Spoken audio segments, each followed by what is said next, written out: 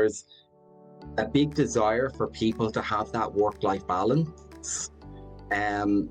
Some people that we speak to on our teams and some of our clients get distracted when they go to the office because of the noise. Other people like to have that collaborative approach in the office. But the big thing that we are seeing is people want the mix. Hi, and welcome to the Thoughtful Talent Show. I'm Jen Werner of Jen Werner Coaching. And I'm Chad Ahern of Talent Teams Consulting. This season, we're welcoming fellow coaches back to the show to explore how people can move beyond naming and claiming their talents and start to aim their talents. We're calling this season Strengths Applied. And today's topic is hybrid and remote work. So before we dive into that, though, and share our whys and some stats, we have to welcome back one of our favored guests from season 1, Michael Stafford. You might remember him from, and I'm just going to run through his top 5 because, after all, he was with us for 4 out of 5 of them. You might remember him from season 1, Maximizer, Input, and then Individualization, Relator, and his number 5 is Harmony. Michael is the managing director at the Chapter Coach and a senior coaching panel partner with Future. Welcome back, Michael. Thank you, Jen. Thank you, Chad. Delighted to be back. I'm so glad to have you here. Oh, sorry. I was just going to, for our audience, Michael is one of our beloved Ireland-based coaches. But where are you today? Well, in the spirit of hybrid and remote working, I'm actually in London. Oh, awesome. I love it. Awesome. All right. So this, hybrid and remote work, the reason we're talking about this today is because this is not new. There were early adopters. This has been around for a while where there have been businesses in one place and their workers in another, and maybe potential where they come together at certain specific times to do some work together. So, more of that hybrid work. But since the pandemic, it really forced a lot of us to become remote. And in that, after that has kind of lifted, even though we still seem to see COVID running through the ringer on people, hybrid work has been much more popular as businesses want to have their employees come back into the office and employees want to stay home and get work done. We're seeing it, really, really becoming more popular. So the key of this really is to find out what works for you and your team and your business. And I think we really need to address the employee engagement around this purposefully, especially for remote and hybrid workers. So while we don't want to ignore those on-site workers, the way you engaged with hybrid and remote workers is much different. So that's kind of like where I was coming from with why this topic is so important for me. And so, Chad, I'm really curious to know, I'm sure you have brought for us a ton or have found a ton of information, because I know there's a lot from Gallup out there about this topic and around businesses who might still be struggling to find the right balance. So do you have any learning nuggets or stats to share with us? Yeah, so first of all, I'll just say I think the stats are going to reinforce what you were just saying about sort of the transition and what the business and workplace environments are seeing. So there are 4 stats that all sort of parse together and really is a great foundation for our conversation today. So the 4 are as follows. 80% of remote capable employees expect to work either hybrid or fully remote. Okay. Now, half of hybrid workers, about 48%, are on a team that has not discussed any formal plan for how to collaborate. Okay. What's even more surprising is 21% of hybrid workers have not received required or optional training for how to work effectively in a hybrid work environment. And it's not much better for managers. Only 28% of hybrid managers have been trained by the organization to lead a hybrid team. Those all, I will admit, are all from Gallup. I would say that just a passing cruise of the internet, I think you will find similar stats from organizations like Gartner and others that keep stats on this stuff. So it's a prevalent thing, but we've got a bunch of people that don't really know how to do it well or haven't been trained or are having a tough time connecting and collaborating with those on their team. So, Michael, for you as our wonderful guest, I'd like to start, especially since you're in London. What's been your experience with hybrid and remote work? I know you coach around a little bit of this, but I know that you've also got some personal experience with this. Yeah, absolutely. And when I was researching this topic, I was like, there were so many places that you could go, but in order to keep it as succinct as possible, I what we have found is there is a shift to hybrid and remote work, which has created both opportunities and challenges, especially for leadership in relation to, say, collaboration and managing engagement. As we know, hybrid work actually demands and reinforces intentional communication and courageous conversations and trust building to ensure alignment among team members and leaders. And that's a challenge because for some people during COVID or the pandemic, they went fully remote and the world turned on its head and we adapted. But then through that adaptation, we found there were things that worked really, really well. And then there was things that needed some work. One of the things as well that I would say is there's a big desire for people to have that work-life balance. Some people that we speak to on our teams and some of our clients get distracted when they go to the office because of the noise. Other people like to have that collaborative approach in the office. But the big thing that we are seeing is people want the mix. They want a bit of office and they want a bit of at home. Yeah. Michael, just to expand upon that, as Jen said, hybrid and remote work has been around for a while.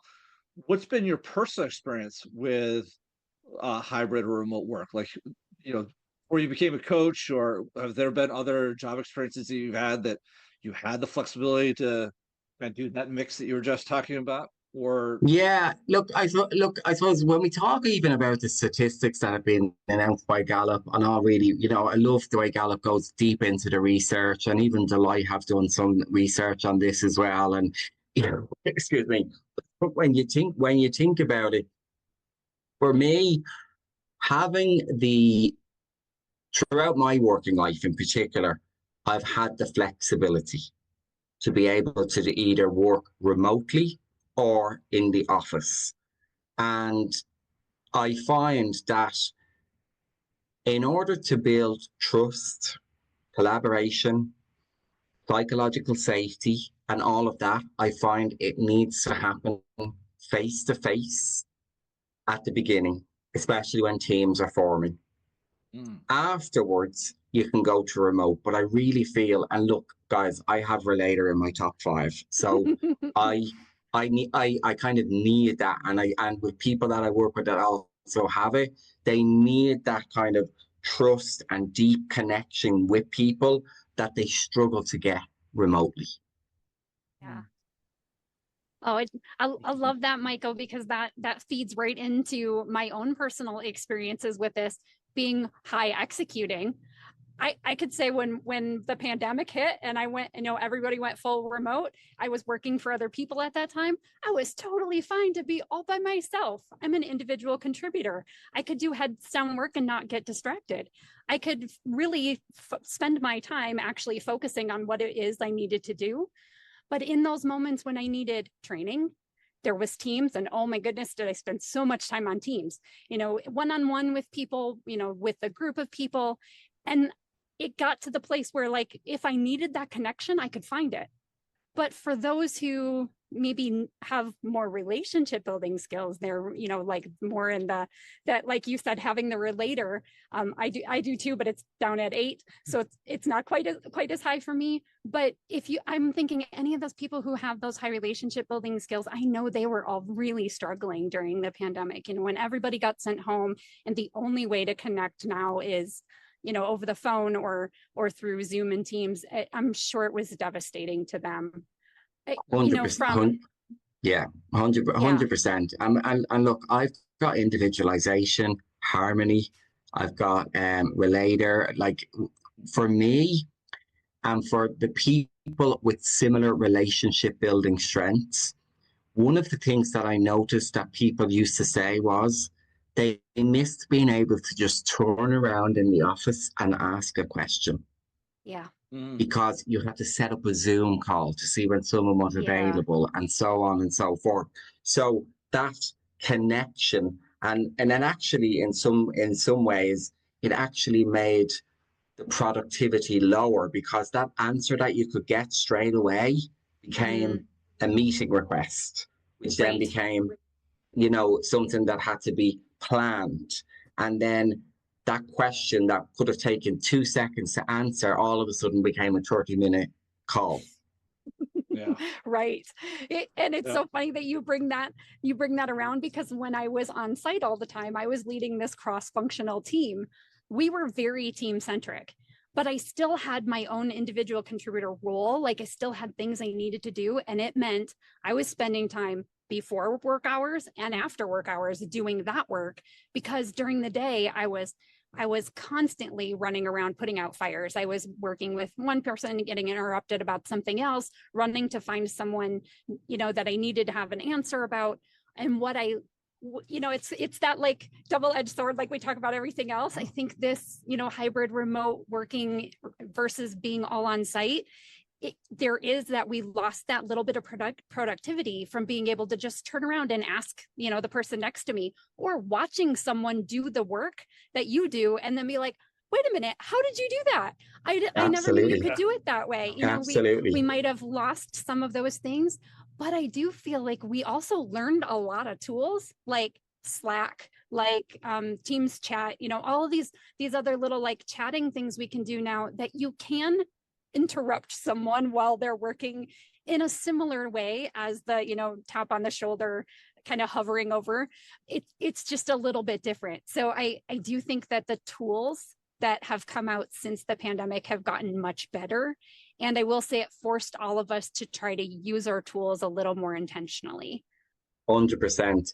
But I also would say the flip side of that is it also created more distractions. Yes.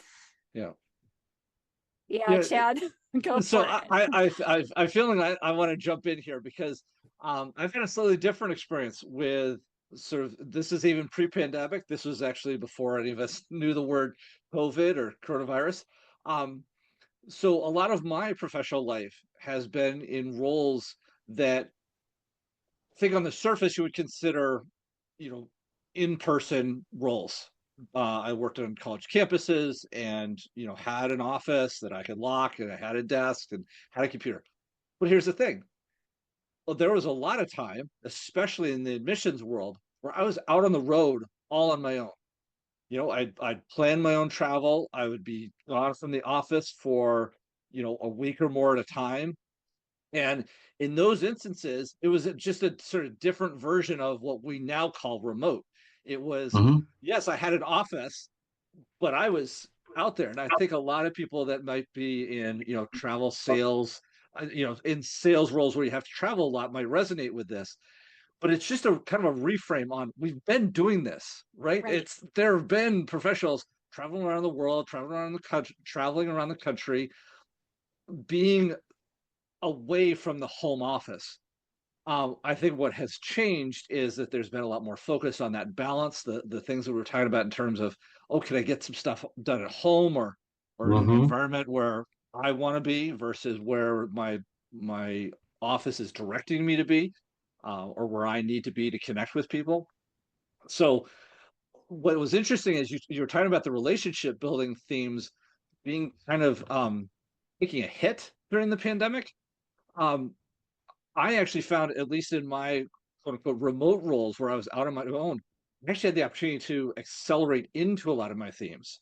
So I know we're going to get to themes in a second, but like themes like responsibility, arranger, and discipline all got highlighted because I was out on my own. I had to organize my own travel. I had to, figure out a schedule, travel routes, all the logistics and be responsible to show up to the appointments that I had already arranged to have, with whether it was a college fair and admissions or a high school visit, or when I transitioned over into alumni work, making sure I was connecting with the alumni in the right spot, the right office, and so forth. So it's just, I just wanted to offer that, like, hybrid and remote work can can pose a challenge to some of those relationship building or even influencing things. I could see, with the same sort of person, a relationship aspect.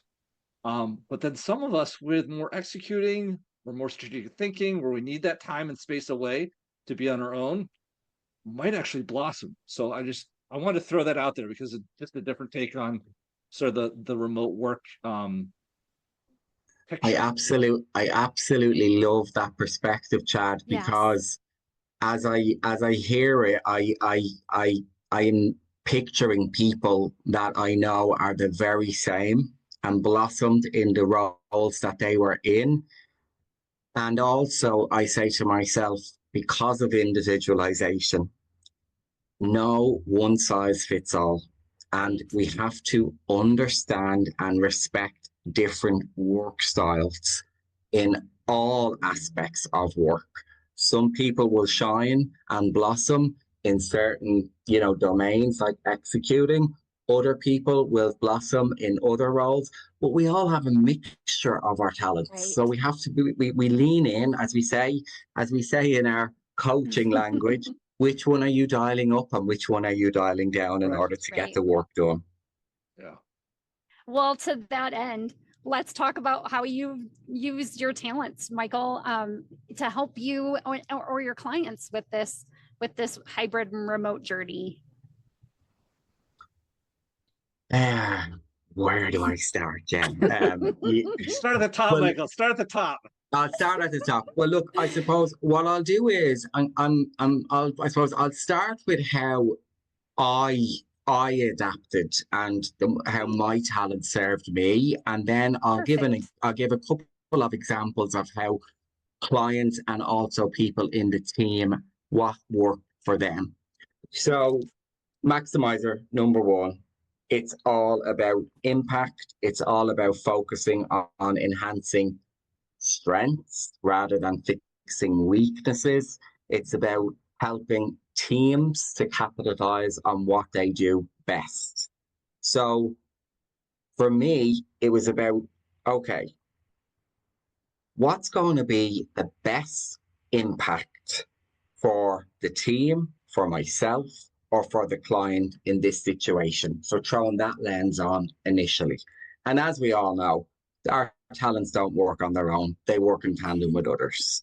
Yeah. So then I'd lean into input, which is for me all about gathering information, probably too much at certain times, but gathering different perspectives to develop those best practices for hybrid collaboration.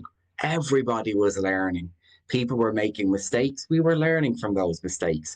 People were doing things that were really working well, and then people were adapting them into their ways of working and trying to find a way that integrated into their business, into like even into my own business, and even into clients' businesses, offering those perspectives in order to get solutions. And I know I spoke about individualization already, but just to reinforce it, individualization really helped me to see things from other people's perspective, respecting the differences. Like we have people that were, even myself included, that went through like a long COVID illness throughout the pandemic. I was able to adapt and I was able to speak to clients and speak to people in the team and say, my energy level is not great in the evening time anymore. So I need to adapt my way of working to focus in on starting earlier in the morning and getting the work done. But I'm not going to be able to be contactable in the afternoon, or sorry, late afternoon, evening, because energy has depleted. And people are very understanding of that. I then lean into relator, and as we all know, building deep, trusting relationships despite physical distance. Very difficult to do if the physical distance was there from the beginning. And that was one thing I noticed with some of the clients that we worked with. We worked with an organization that actually set up during COVID and were fully remote, didn't even have an office. All of the staff work from home. And still, some clients to this day are working in that environment, and it works for them. So there's no one size fits all. It's about having those open conversations and really seeing, okay, I hear this, I hear that. Like, people don't want to commute anymore because they can get up at, say, if they're starting work at 9, maybe get up at 7 or 8, do their morning routine that sets them up for success, and not have to worry about getting into a car to go on a drive. Other people liked that decompression time in the car on the way to work to get ready for the day. So again, everything is different for people. And then what I found then with Harmony, number 5 for me, was the ability to, I suppose, mediate and potentially see conflicts that could arise due to gaps in communication, due to remote settings, and try to nip it in the bud straight away. So there's a few examples of what worked for me navigating this remote and hybrid working. Yeah. For other clients that I've spoken to in preparation for this call that we were having today, they specifically were like, I love fully remote. And they're being forced to come back into the office. And there's multiple reasons for that. We have the big, huge companies like Amazon and other companies that are demanding a return to work for all. And unfortunately, they're going to lose really good talent because that's not what people want anymore. And people are going to try to find something that works for them. At the end of the day, if the KPIs and the work gets done, does it really matter if it gets done between 9 to 5? No. Right. Yep. Chad, do you want to talk about your talents to that, or add anything to what Michael's shared? So spot on. Well, the first thing that just hits me square in the face is this repeating theme that you've hit on, Michael, of there's no one size fits all. I obviously hear that coming out of your strong relator, your strong individualization themes, but also your maximizer.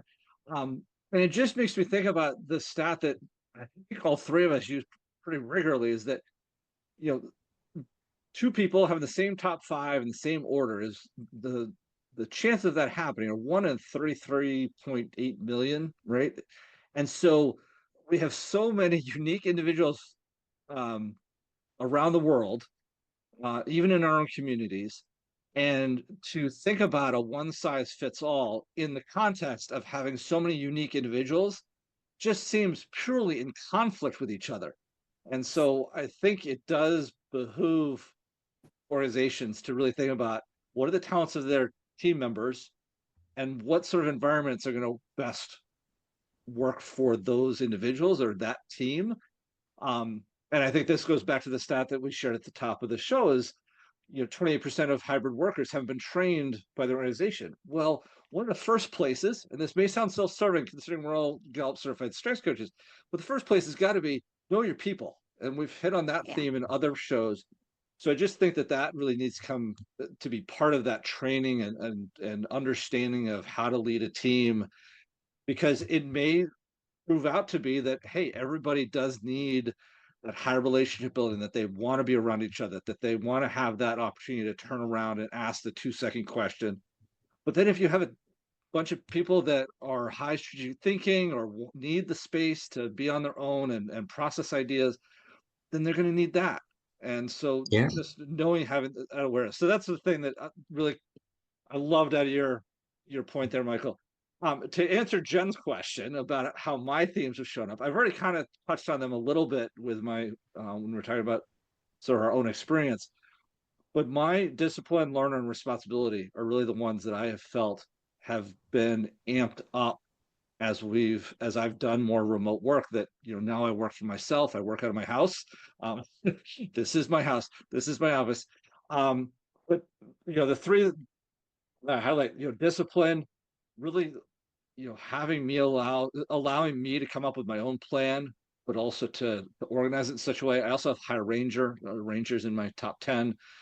So those two kind of pair together, and I figure out my week and slot it together in a way that I think is going to be successful. Yeah. But then, learner, I'm always interested in new approaches. I'm always interested in trying something new, or, I learn about something and then figure out how to apply it. And then, Jen and I, we would be remiss if I didn't strike on my responsibility, right? Because that also drives, even though I'm solo and I'm remote, I've got a responsibility to be there for my clients, or a responsibility to show up to networking things. I'm actually going to a networking thing tonight, Jen. And so the responsibility to show up and do the work is really important. And, as I highlighted before, that was really important when I was doing the travel type remote work, that if I didn't show up and make connections with the alumni when they were expected to, it doesn't look good on me or the university that I was working for. And so high responsibility tends to play into being helpful in a remote environment, because you are essentially on your own and you need to be aware of your commitments and fulfill them. I'm Totally. gonna flip this question back around on Jen. Are there any themes that maybe we haven't hit on that you think have been super helpful for your remote work or your hybrid work environments? Yeah, a couple. So I would say for sure I thrived when we went all fully remote. I love the downtime, the personal responsibility to have accountability to all my work. My achiever loved the work as hard as I want with no interruptions. So there were parts of that I really, really loved. But it meant when we did need to get together, when there were those hybrid things where like now I can't just be fully remote, now I have to be in the office sometimes and doing some things, I had to completely change my mindset for what was happening on those days in the office, because I really needed to tap into my adaptability to help build connections, really leaning into like, I'm here because we need to be in person for a reason. There's a reason to do this. And how can I use my talents, which I want to just use my responsibility and my achiever and just work. But ultimately, like, there's a reason we're here together. We need to learn from one another. We need to like collaborate on whatever the project was that we needed to collaborate on. And in this moment, I can really lean heavily into my relator and my achiever to help us work better together. Like, so now again, like, I love that achiever always wants to do, but it really needed to like come alongside someone else to be able to like find that place where being in the office on those hybrid days at first were a giant waste of time to me. To high relationship builders, they were like, oh, it's been so long since I've seen you. And now we are going to talk about everything that we've missed for like whatever. I'm like, oh, everything but work. Yes. And I'm like, oh my goodness, can we please get something done? But in that moment, really leaning into my adaptability, into my relator, it took the change of that mindset to change my perception of what this workday was about. If we are getting together in person, this is doing something for us at a deeper level that I don't know that I understood at first. Like it's actually a little sad. It took me so long to figure it out. Oh, we're not necessarily here to work. I mean, we are, but it's a different kind of work. We're doing a different thing. There's a different agenda to this workday of us being together.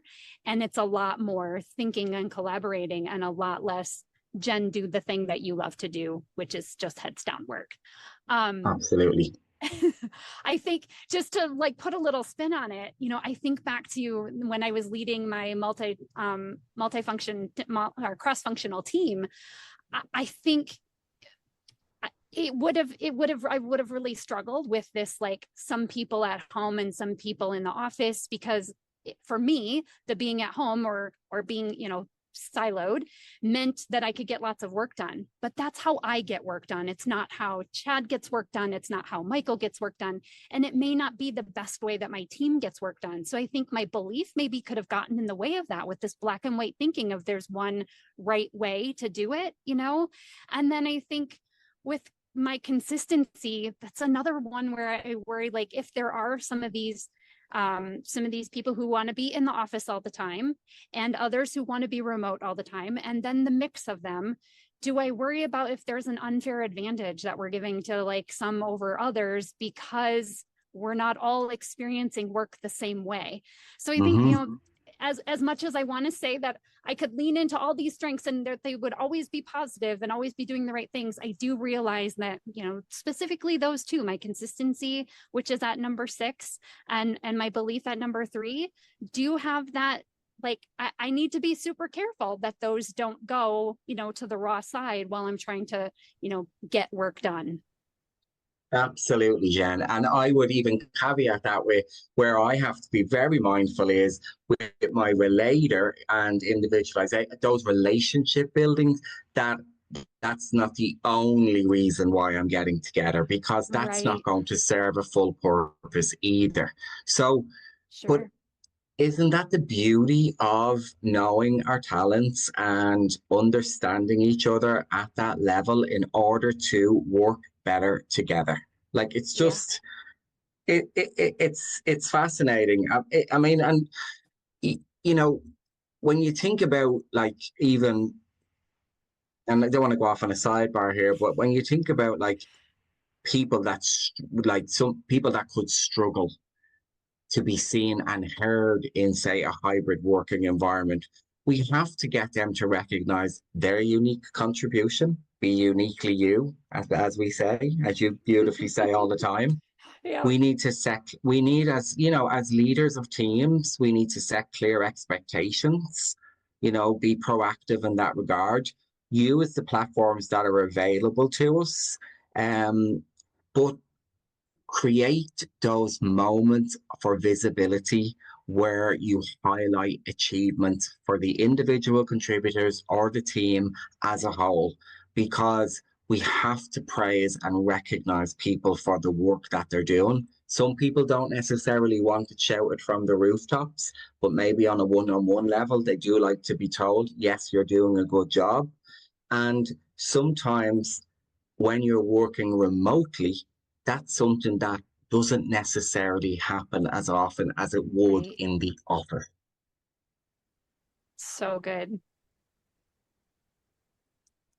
And also, just to throw this in, we have to remember, for leaders, we cannot forget about the 4 core needs of followers: hope, trust, compassion, and stability. So, as a leader leading people in those environments, those 4 areas are so important when it comes to bringing people along on the journey. As human beings, we like routine. It can be mixed, but we like routine. We like to know we're in the office 1 day a week or 2 days a week, and we have 3 days at home because we can plan. We like to know that, you know, the hope is that this is where we're going and this is where, and everything else that comes with that. We have to be compassionate again for people's needs. Again, that's my individualization coming in strongly there. But then trusting the workers that are at home, that they're doing the work, and not assuming that because people are at home, they're not working as hard. Because I have seen people work even harder when working at home. Yep. Michael, it's interesting you mentioned about the leaders. Obviously, the 4 needs is something that speaks right to me. But I also want to bring in something you said earlier, which I think is really important, is yes, you've got to trust, but also the environment of psychological safety. You had brought that up near the beginning of this show, and fostering that environment so that when people, both for the manager, but also for the people that might be feeling unseen in that they do keep their heads down and just kind of do the work, but have the psychological safety for those people to every once in a while, sort of pop up their hand or pop up their head and say, hey, I'm struggling here, or I need help, or this work arrangement isn't working well for me right now. I Yeah, thought that was a really important point that you made early on in the show, and I think it's worth noting here as we balanced, you know, new managers trying to figure out their teams and how to manage better, and understanding the hybrid work environment, but also to make sure that those that might work best in the background are kind of called out and help that they are heard. And absolutely. I really I think appreciate that's you bringing that up yeah, earlier. and I think it even needs to be reinforced to the point that everybody will have their preferred way of working, but they're also working for an organization. So there are rules and there are guidelines on the organization as well. But we have people who will gladly just work in the background, don't want any recognition or achieve. They just want to achieve and do the work, and that's it. And then we have other people who are in a job and want to go for promotion and so on and so forth. One of the things we saw happen last year, particularly in Ireland, was a belief that was starting to creep in that if you weren't back in the office and you were at home, you were removing yourself from the work, and promotions were going to be something that may not come your way because you're not visible within the organization. And that became a real fear for people. So, but that cannot be a reason why people should be forced to go back into an office full time either. Agreed. Yeah. Yeah, I love that you guys are speaking to this, like this place of the people who are struggling to be seen and heard, because I think it's really hard in remote working environments. Being a past remote worker, and I guess I'm technically still kind of a remote worker and a little bit of hybrid, but being in that place where I was an employee who was fully remote, it is really hard to be seen, especially if you are high executing and heads down and you just do the work. I will say, like, even as an employee who was in the office, sometimes if you're the one who's just head down working all day long, you do end up being one of those people who like essentially fade into the background because you're just consistent. They are doing the work. And I think the biggest like advice to those people, I would say, is like Chad said, even in our last episode, he said the words like, be unavoidable.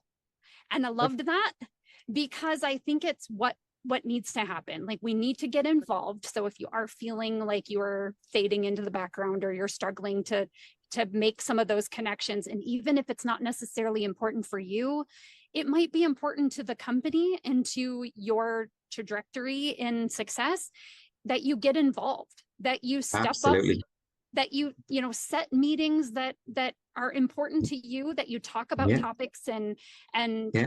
projects and things that are in your wheelhouse, that are things that you want to do, and don't wait for the permission to set that up.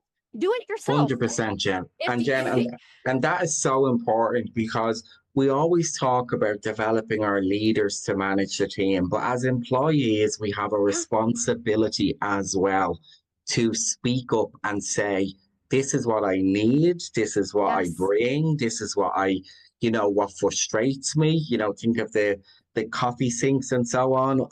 Those courageous conversations, having those touch points and speaking up is also on the employee to do so. And then it's on the leader absolutely. to then listen to that. It Yes. cannot always fall on the leader. There's an over expectation sometimes that the leader needs to fix all of this all the time. Right. And that's not necessarily fair. Right. No, not at all. And I think it's really easy as a remote employee to sit back and complain that you aren't included, that, oh, well, no one ever thinks of me.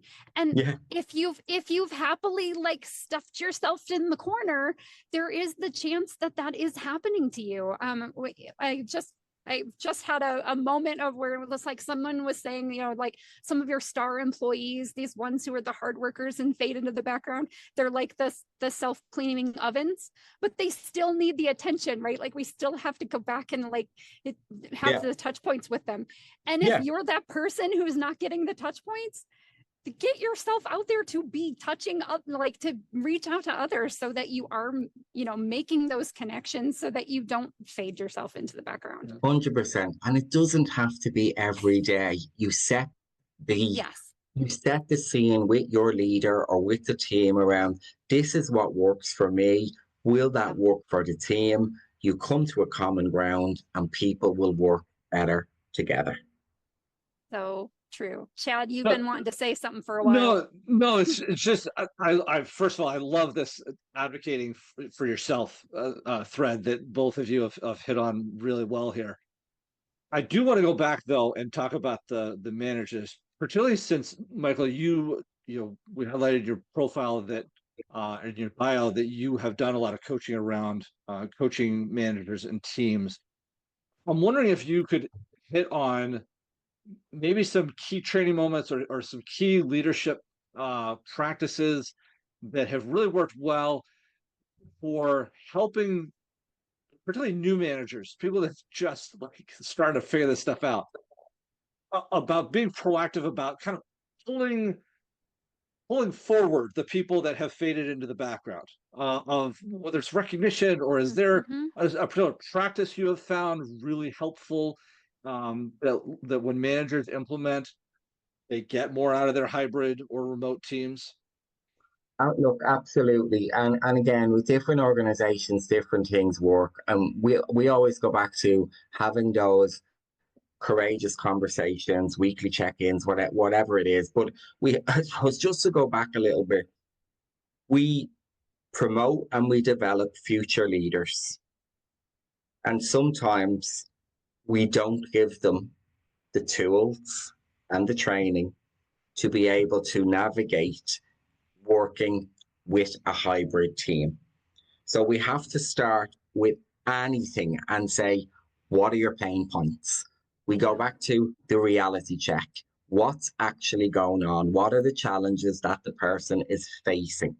Once we get them, we address them and go, okay, what can we do based on this information in order for you to work better as a leader and also to work better managing a team? And we need to be reminding them that there are challenges. Let's not say there's not. There are going to be challenges. Depending on the leader and the talents that they have, they're going to have an offering that they're going to bring to the table. And then their team might not necessarily have the same, way of working that they would have wanted. So we always start with the reality check, find out the pain points, and then get them into a state of awareness. And we call it high definition awareness. Get them talking about their talents, understanding their talents on a deeper level so that they can have those psychologically safe, common language of strengths-based conversations so that they can encourage those open dialogue with each other so that there's more intentionality, they're more adaptable, and they build the trust with the team. Because once they do that, the team feels valued, heard, seen, and will buy in. And I think that will maximize engagement and productivity. Well said. Yeah. That's, yeah. I think one of the threads that I loved out of what you just said, Michael, was that just like we were talking about the employee or the individual contributor being proactive, a leader cannot wait around for everybody around them to be proactive. They've got to go out and be proactive in inviting and setting up those conversations, whether it's at the team level or at the individual level. But yeah, there's a proactivity vein that I heard in your response there that I really liked. You can't just sit around and think that the team is just going to make itself happen. That is why leaders exist, or Why they should Yeah. be there is to help build everybody up, but you've got to be proactive in inviting those conversations. And ultimately, that's one of the responsibilities of a leader is to lead. And people will follow a leader that is, and this is going to probably sound cliche, is human, Right. is somebody that's saying, I'm learning as well. Let's figure this out together. And that is something that I think as the world did really well during COVID. We came together and we said, let's solve these issues now. Let's think of the innovation that happened and everything else. And let's not forget that there's a new normal, whatever that is, but that new normal isn't the same for every organization and even every country, even cities compared to rural. It's very, very different. But at the end of the day, if the trust is there and the leader is open to making mistakes and being vulnerable, their team, and I see it all the time, their team will say to them, oh my God, you don't know all the answers. Let's figure this out together. And it takes a bit of pressure off the leader as well to continue to grow. It absolutely does. And I love that you brought in that like human component, because that's where I was going and thinking about when I was thinking about this and how we can really help those managers, and especially like some of the new managers or even older ones who've been doing this a while, but they've only had all on-site teams, and now they might have mixed teams. Like, so now we have some people who are in the office. Sometimes we have people who have to be in the office because of their specific job, and then others who never come in.